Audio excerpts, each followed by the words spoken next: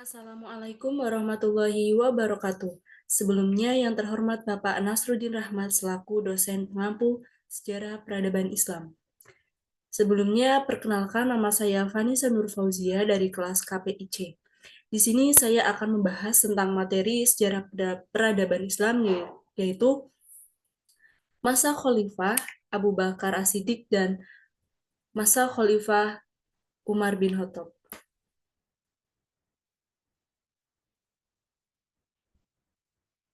Nah, Abu Bakar dan Umar adalah dua orang khalifah pertama dalam sejarah Islam yang memiliki peran penting dalam mengembangkan peradaban Islam setelah wafatnya Nabi Muhammad.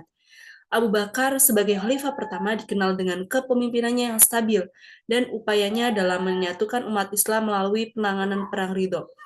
Umar, khalifah kedua, dikenal dengan kebijakannya yang inovatif, memperluas wilayah Islam, dan mengatur administrasi negara. Keduanya berkontribusi besar terhadap fondasi sosial dan politik Islam, menjadikannya era yang krusial dalam sejarah peradaban Islam. Jadi setelah kepemimpinan Nabi Muhammad, tentu saja kepemimpinan itu harus dilanjutkan dan Nabi Muhammad mempercayai Abu Bakar As-Siddiq sebagai khalifah pertama yang meneruskan kepemimpinan Nabi Muhammad. Nah, kita akan mengenal sosok pribadi dari Abu Bakar As-Siddiq. Abu Bakar As-Siddiq lahir pada tahun 573 Masehi di Mekah. Dikenal dengan nama asli Abdullah bin Abi Quhafah, ia adalah salah satu sahabat terdekat Nabi Muhammad SAW dan termasuk orang pertama yang memeluk Islam. Dikenal dengan perilakunya yang terpuji dan gelar As-Siddiq, ia memiliki hubungan keluarga dengan Nabi melalui suku Quraisy. Jadi Abu Bakar As-Siddiq ini dikenal sebagai orang yang jujur, pandai, dan bijaksana karena beliaulah orang pertama yang mempercayai peristiwa Isra Mi'raj. Ia percaya bahwa Nabi Muhammad telah melaksanakan peristiwa Isra Mi'raj. Pengangkatan sebagai khalifah Abu Bakar setelah wafatnya Nabi Muhammad. Abu Bakar terpilih sebagai khalifah pertama melalui perdebatan di antara berbagai kelompok. Meskipun tidak ada penunjukan resmi dari Nabi, dukungan dari kaum muhajirin dan keputusan bijaknya mengusulkan bahwa kepemimpinan harus dari suku Quraisy. Akhirnya mengantarkan sebagai pemimpin umat Islam pada usia 61 tahun. Mohon maaf, Abu Bakar As-Siddiq ini memimpin umat Islam selama 2 tahun sebelum akhirnya beliau wafat. Nah, siapa sih kelompok yang menentang pengangkatannya Abu Bakar yang menggantikan Nabi Muhammad?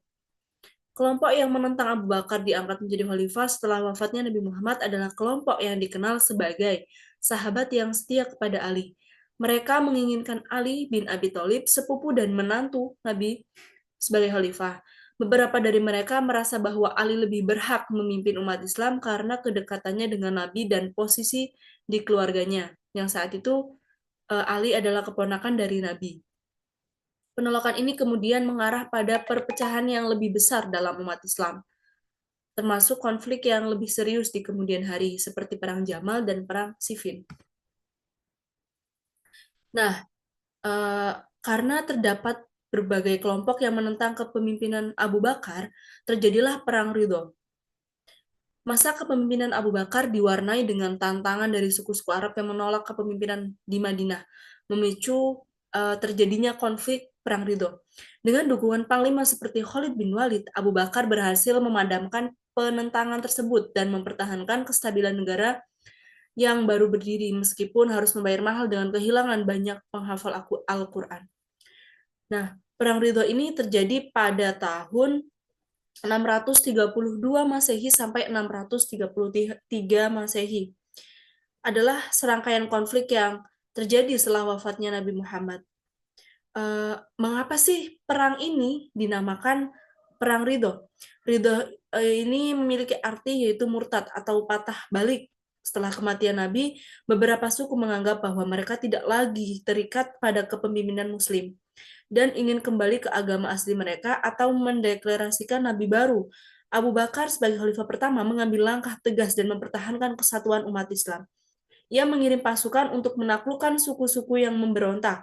Perang ini melibatkan beberapa pertempuran signifikan termasuk pertempuran Buzaka dan pertempuran Yamamah, di mana pasukan Muslim berhasil mengalahkan pemberontak kemenangan. Dalam perang ini, mengukuhkan otoritas Abu Bakar dan memastikan kelanjutan penyebaran Islam di wilayah lain. Setelah perang, sebagian suku kembali ke dalam naungan umat Islam dan membayar zakat lagi. Perang Ridho menjadi langkah penting dalam mempertahankan stabilitas awal kekhalifahan umat Islam. Selain terjadi perang Ridho dalam kepemimpinan khalifah di masa Abu Bakar, juga terjadi perluasan wilayah dan pelestarian Al-Quran. Abu Bakar berperan penting dalam mengumpulkan teks-teks Al-Quran setelah Perang Ridho.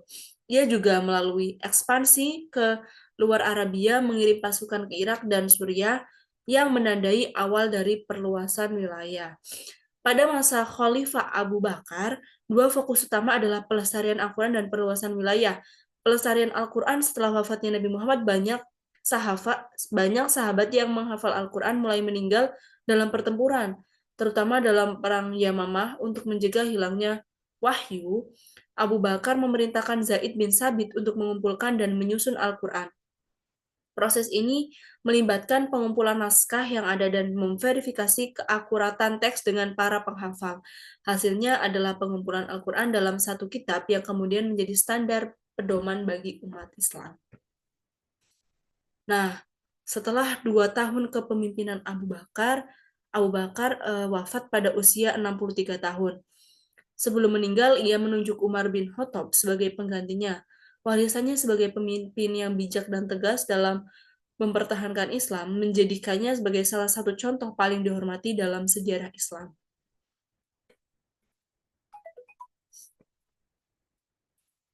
Nah, setelah kepemimpinan Abu Bakar ini runtuh karena Abu Bakar wafat pada usia 63 tahun, lalu Abu Bakar memilih Umar bin Khattab untuk melanjutkan masa khalifahnya. Umar bin Khattab lahir di Mekah, adalah sosok keturunan suku Quraisy yang dikenal sebagai sosok yang tegas yang awalnya menolak Islam, bahkan menyiksa pengikutnya, namun ia kemudian menjadi salah satu pemeluk Islam yang kuat. Nah, di balik cerita itu, Umar bin Khattab yang sangat menolak untuk masuk Islam, beliau mendapat hidayah lewat putrinya yang sedang membaca Al-Quran. Lalu beliau masuk ke dalam agama Islam karena tersentuh dengan bacaan anaknya tersebut. Pengangkatan Umar bin Khattab sebagai khalifah. Setelah Abu Bakar, Umar diangkat sebagai khalifah kedua untuk mencegah perpecahan di kalangan umat Islam. Ia mendapatkan baiat dari masyarakat dan dikenal sebagai Amirul Mukminin, berkomitmen untuk memimpin dengan bijaksana. Dalam kepemimpinan Abu Bakar ini juga terjadi perluasan wilayah. Di bawah kepemimpinannya, Islam mengalami perluasan besar, berhasil menaklukkan wilayah Mesopotamia, Persia, Mesir, Palestina, dan Syria.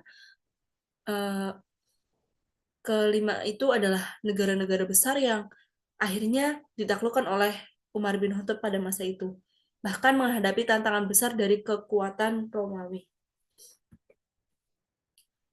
Nah, di masa Abu Bakar ini pengelolaan atau penataan sistem administrasi mulai terbentuk. Umar mengatur administrasi negara dengan efisien, mendirikan provinsi, melakukan sensus, serta membentuk lembaga seperti Baitul Mal dan pengadilan untuk menegakkan hukum.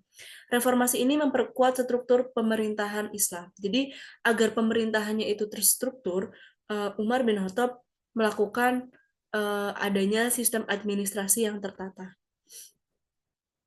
Nah, setelah 13 tahun kurang lebihnya Umar bin Khattab ini memimpin umat Islam, akhirnya beliau wafat karena dibunuh pada tahun 644 Masehi saat beliau memimpin sholat yang menandai akhir dari masa kepemimpinannya yang cemerlang. Kepergiannya menimbulkan dampak besar bagi umat Islam. Namun, warisannya sebagai pemimpin yang adil dan tegas tetap dikenang, tentu saja.